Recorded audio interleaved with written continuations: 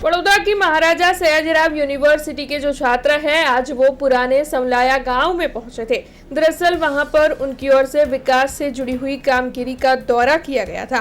आंगनवाड़ी, आरोग्य केंद्र, ग्राम पंचायत की कामगिरी का छात्रों ने निरीक्षण किया। गांव में हुए विकास कार्यों की जानकारियां छात्रों ने हासिल की।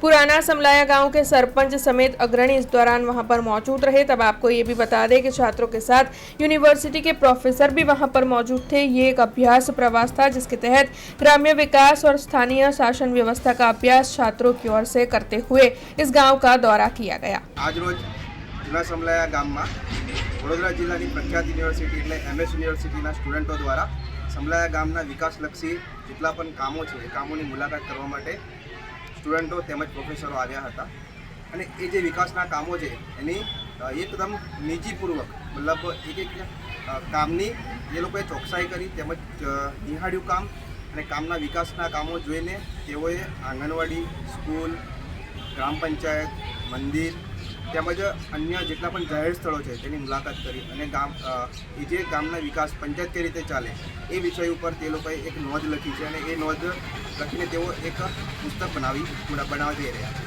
हमसे जुड़े रहने के लिए हमारे YouTube चैनल को सब्सक्राइब करें और नई वीडियो की नोटिफिकेशन के लिए बेल आइकॉन को दबाएं।